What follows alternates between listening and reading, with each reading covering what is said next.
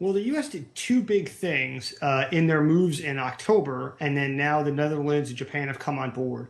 So one is that the U.S. targeted China's ability to make chips, and that's what we see the Netherlands and Japan just joined as those export controls on manufacturing equipment to China, which it should be clear are very narrowly targeted. They're strong controls. China really will struggle to be able to indigenize the tooling and software it needs to build the most advanced chips, but they're also only targeted at the most advanced chips. Now, the US also restricted the flow of already produced chips to China. So on the one hand, affecting production capacity inside China, and the other hand, affecting China's ability to import chips from outside, for example, made in Taiwan or in South Korea. And I do worry that restricting China's access to the chips themselves is a bridge too far, because what it does is it begins to create private sector incentives to circumvent U.S. controls. And that's a problem with export controls, is oftentimes their effectiveness can wane over time. And while we've seen the controls that the U.S. and Netherlands and Japan just put in place are very strong, we want to make sure that they stay in place over time.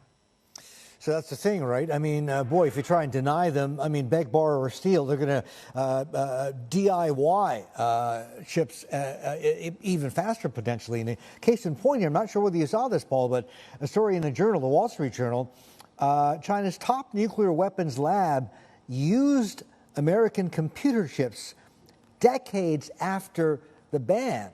So, you know, even if you try and deny them, there are ways around it. Well, and that's exactly why we've seen the U.S. take this measure, why we see other countries also share America's concern about the way that China might be using these chips to modernize their military, which is destabilizing the region and threatening other countries, and for human rights abuses internally.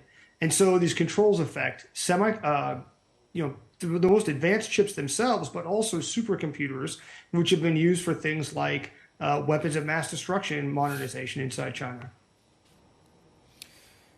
Whether it's through innovation or the dual circulation strategy and policy within China, top down, or within the companies themselves, where is China in terms of building its own capacity? Well, they've got a long way to go. China has struggled for many decades to indigenize their own semiconductor production capacity. They've been making progress, but it's been slow.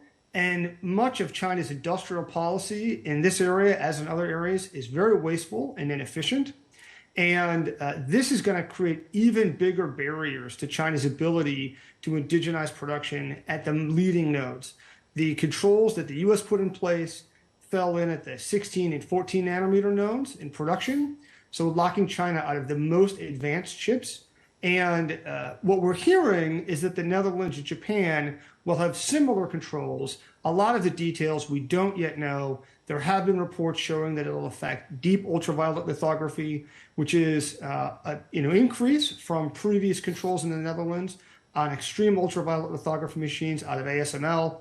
And so this, China has already been struggling to try to catch up in this area, and this creates even bigger obstacles for China to overcome. Hi, I'm Emily Tan, and thanks for watching CNBC. You can check out more of our videos by clicking on the boxes on the screen, and don't forget to subscribe to the channel for more. Thanks for watching.